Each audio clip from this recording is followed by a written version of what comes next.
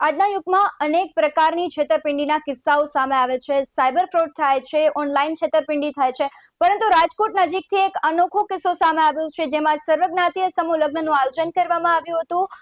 555 દીકરીઓના જે સમૂહ લગ્ન છે તે શિવાજી સેના રાજકોટ દ્વારા આયોજન કરાયું હતું ને આયોજકોએ જે કરિયાવરમાં વસ્તુ આપી હતી તે વસ્તુઓ જે સોના અને ચાંદીની હતી તે ખોટી નીકળી છે. અને આ મુદ્દે જ આજે વાત કરવી છે ને આપની સાથે જોડાઈ ગયા છે કોળી ઠાકોર સમાજના આગેવાન જયેશભાઈ ઠાકોર. તેમની સાથે સીધી વાત કરીશું.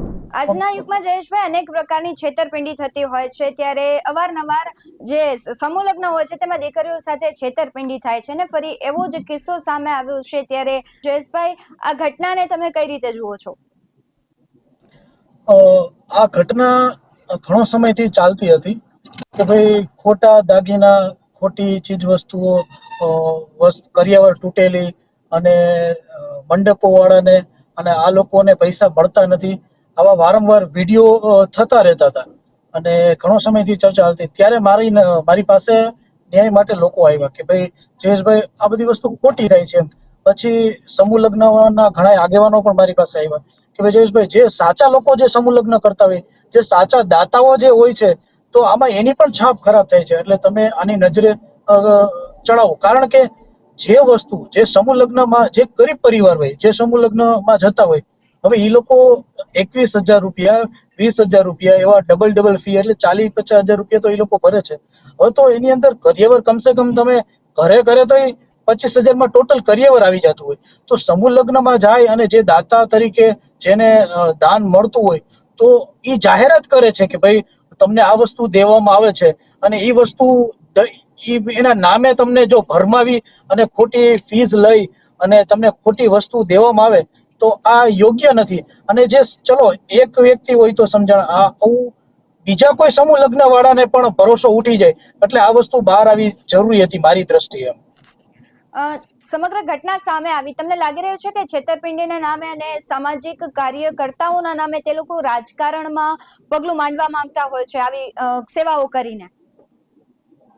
100% પબ્લિકને આનું ખોટી રીતે એટ્રેક્શન દેવા માંગતા હોય અને લોકોને ત્યાં ભેગા કરવા માંગતા હોય, અને રાજકીય રીતે જેમ કે પોતે પણ એક આગેવાન છે અને પબ્લિક ત્યાં ભેગું કરીને પોતાની કોઈ લીટી ઊંચી કરવા માંગતા હોય, લોકોને જે દીકરીઓનો જે ઉપયોગ કરી એનું ઉપયોગ કરી આગળ વધવું એ તો યોગ્ય નથી. એ તો આજ નહીં તો કાલ બહાર આવવાનું જ હતું. જયેશભાઈ, આગેવાનો છે તેમનો પણ વિડીયો સામે આવ્યો છે કે તેઓ કહી રહ્યા છે કે એક નાની એવી ભૂલ થઈ છે, અને જે પ્રમાણે લિસ્ટ આપવામાં આવ્યું હતું તે જામનગર અને કચ્છનું હતું કે ત્યાં લગ્ન હતા ત્યારે જે દીકરીઓને જે કરિયાવર આપવામાં આવ્યું હતું તે લિસ્ટ હતું. આપ શું કહેશો તેના વિશે? જો જામનગર, કચ્છ આવું તો હરેક જિલ્લામાંથી અલગ નવું બતાવે છે, પણ અત્યારે જે મુદ્દો છે 555 દીકરીના લગ્નનો છે કે ભાઈ આની અંદર ખોટું થયું છે, તો ઘણાના કરિયાવર પણ તૂટેલા નીકળ્યા છે. જે એવું કે છે કે નથ છે, જે સોના ચાંદીની જે બીજી વસ્તુઓ છે, વસ્તુઓ ખોટી નીકળે છે. તો એને એકવાર મારી દ્રષ્ટિએ જો એવું કે છે કે ખોટું છે, તો એ પણ આ લોકો પરિવારને ત્યાં ઓફિસે બોલાવી અને જાહેર કરવું જોઈએ, સાચું ખોટું એને દેખાડી દેવું જોઈએ. પણ આજ સુધી એક પણ પરિવાર, એક પણ સમર્થનનો એવો કોઈ વિડીયો નથી આવ્યો કે ભાઈ જે શિવાજી સેનાએ જે આ વસ્તુ અમને દાન કરેલી છે તો એ સાચી છે. અમુક લોકો ખોટા વિરોધ કરે છે, એવું પણ મેં ક્યાંય એવો વિડીયો મેં ક્યાંય જોયો નથી. એટલે મારી દ્રષ્ટિએ આ વસ્તુ ખોટી હોઈ શકે. આપ એક સામાજિક કાર્યકર છો, આવી ઘટનાઓ બને ત્યારે આપને કેવું લાગે છે આના અગેન્સ્ટ કેવી કાર્યવાહી થવી જોઈએ? 100% આની અગેન્સ્ટ થવું જોઈએ, કારણ કે જે સાચા આગેવાનો હોય, જે સમૂહ લગ્ન કરતા હોય, એને પણ ઇફેક્ટ થાય છે. અને જે પરિવારો, જે ગરીબ પરિવારો હવે જેની પોતાની કેપેસિટી ન હોય ઘરે લગ્નની, ત્યારે સમૂહ લગ્નમાં કરતા હોય, તો એ લોકોને પણ એનો ભરોસો તૂટી જાય કે ભાઈ અમારે જાવું તો કોની પાસે જાવું એમ. તો ઈ લોકોને ભરોસો તૂટી જાય ને સાચા આગેવાન જે સમૂહ લગ્ન વાળા હોય તો ઈ લોકો ઉપર કોઈ ટ્રસ્ટ કરે નહીં. અને ચલો આની અંદર જે દાતાઓ જે છે ઈ દાન કરતા હોય, એક ગરીબ પરિવાર સુધી પહોંચે એના માટે દાન કરતા હોય. જો એના સુધી દાન ન પહોંચી શકતું હોય તો એનો પણ કોઈ મિનિંગ નહીં, તો એવો કોઈ દાતા ઊભા પણ નહીં થાય, કારણ કે એને એવો ડર રહે કે ભાઈ અમે દાન કરીએ છીએ, શું હકીકતમાં પરિવાર સુધી પહોંચશે ખરા?